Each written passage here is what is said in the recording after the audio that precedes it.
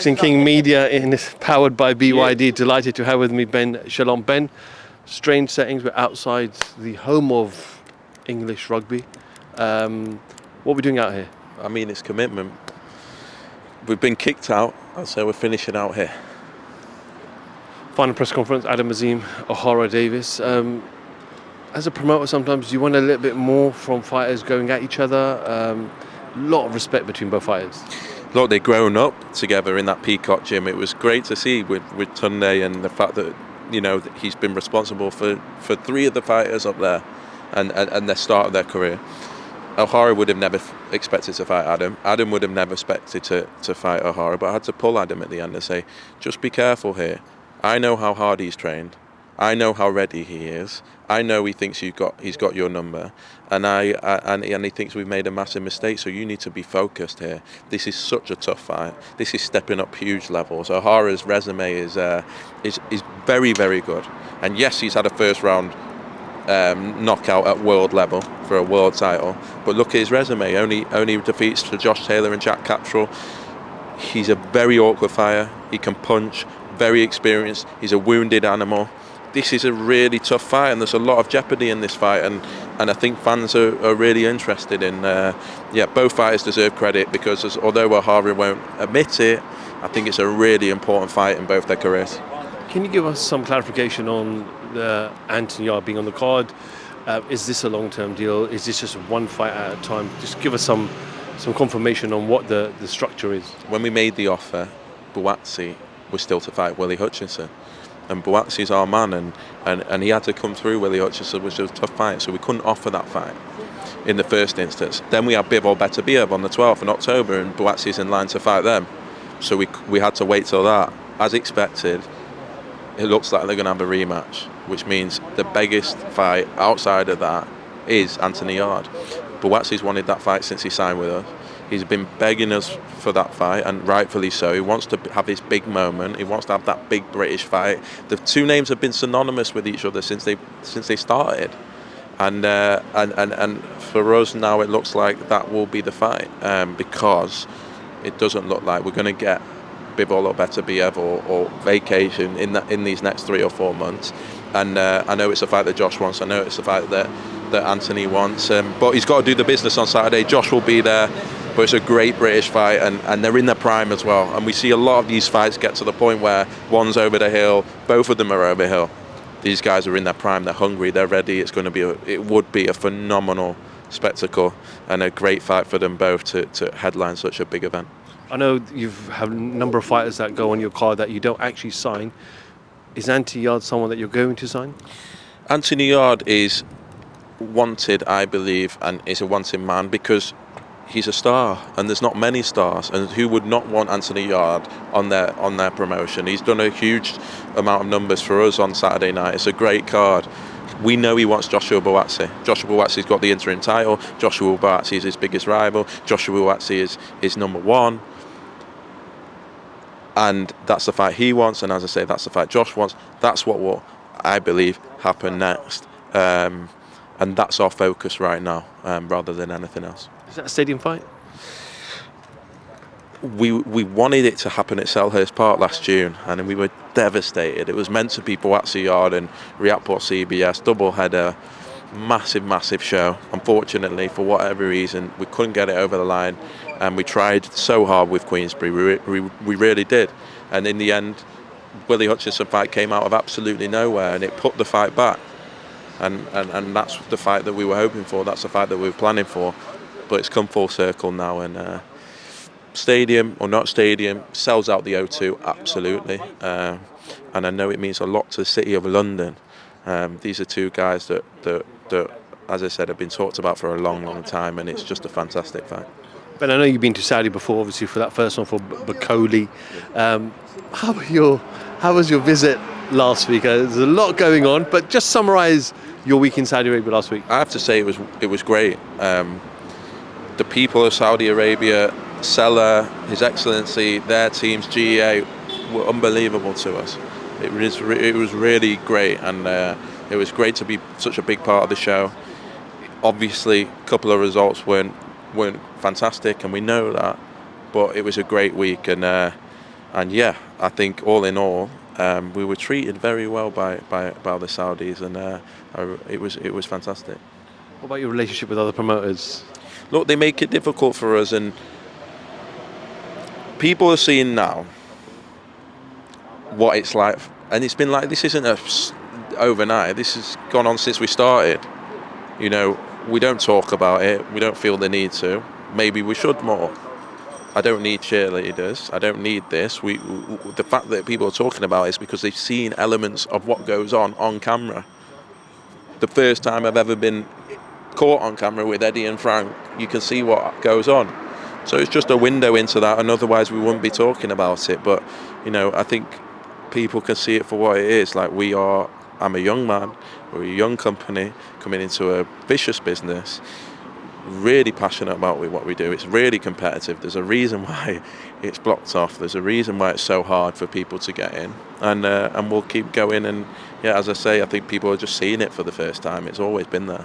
Just last one on this. Obviously, Frank did an interview with Box Nation where he said that you're a difficult person to work with. You're disrespectful. You had many different requests about, you know, being in the photos and stuff like that. Could you just comment back on those suggestions by Frank? Look, first of all, when I came off stage, I saw straight away that they tried to say I pushed them. I pushed Frank. Then we see on camera, and it's quite clear I didn't push Frank. So then he's looking like I need a reason for why I pushed Ben, and I don't think there's any other reason than me doing what I was supposed to do, having been blocked off and stopped at everything I've ever been to with them. So the fact that we have to contract that we get a ticket, the fact that we have to contract that I'm with the fighters, the fact that we have to do those things, which are normal, but is testament to what we're dealing with. And as I say, I knew when that was caught on camera, Frank was going to try and deflect and come on and start saying it's this and it's that and whatever. It is what it is. We know the game. I've been dealing with it fucking a long time now. I've been dealing with crap talks about me constantly. You can't control that. We can control our own behaviour, and we're very respectful. And you saw what happened up there, and this is the reaction of that. What's the latest on Chris Eubank Jr.? We saw what happened in the ring with him and Conor Benn. We don't know what's going on behind the scenes with the board and Conor.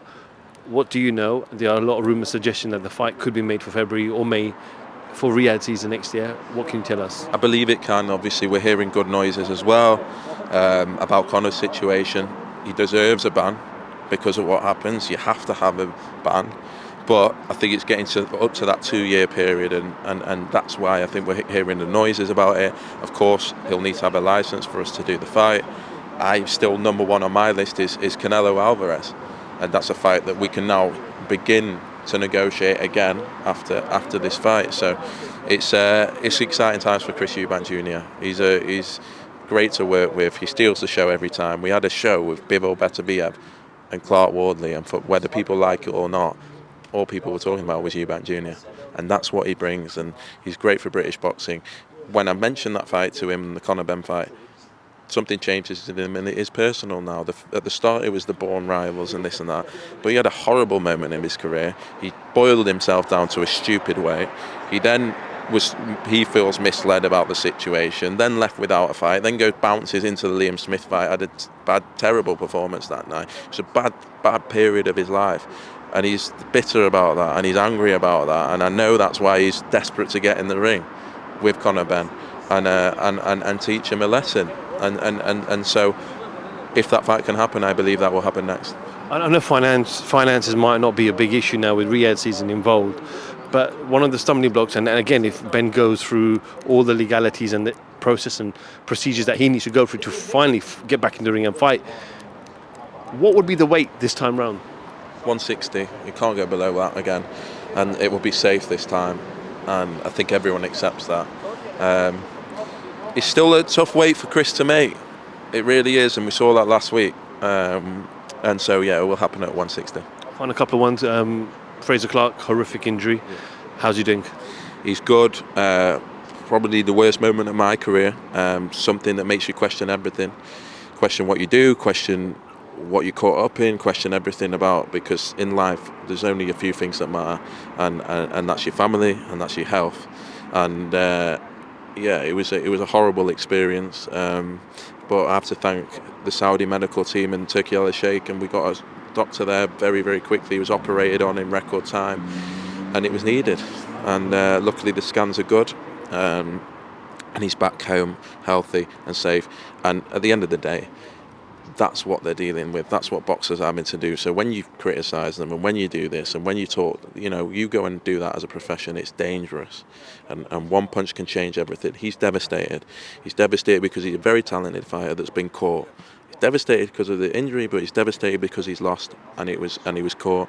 But he'll learn from it, and he'll have to come again, and he will come again. And I spoke to him today, and he was obviously devastated, but what was good is he's more motivated than ever, and yeah, he'll need some time off, but thank God he's okay, because that was a scary experience. Ben Whittaker, obviously I'm sure you've seen the article in The Sun about an incident with a fan. He's made some comments as well. Just your reaction to that, please. Just high emotions, so much scrutiny, become one of the most well-known sportsmen in the country overnight, and yeah, he's absolutely devastated.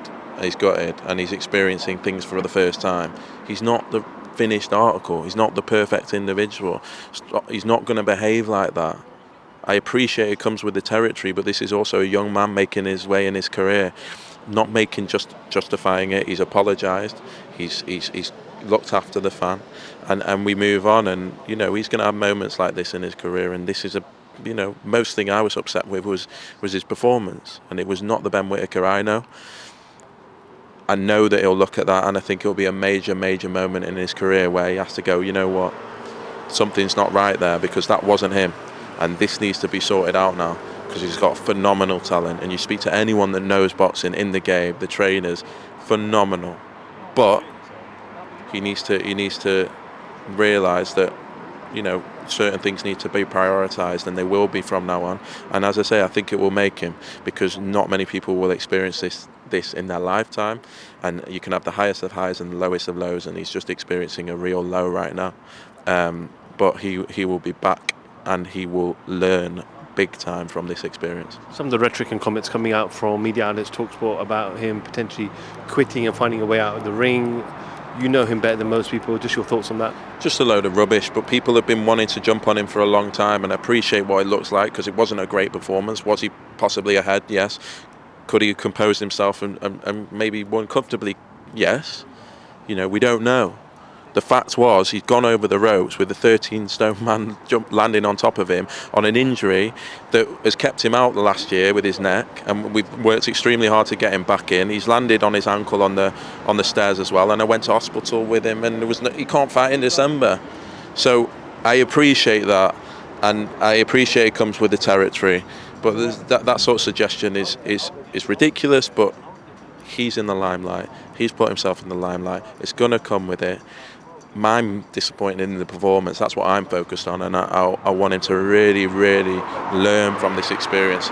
And yeah, part of me does feel for him, because he walks around and he's got a huge target on his back, but that wasn't good enough, and he knows that, and he's devastated right now. But as his promoter, I'm excited about how he can use this. I'm excited about this reality check, and I believe that that knowing him, this will really shake things up.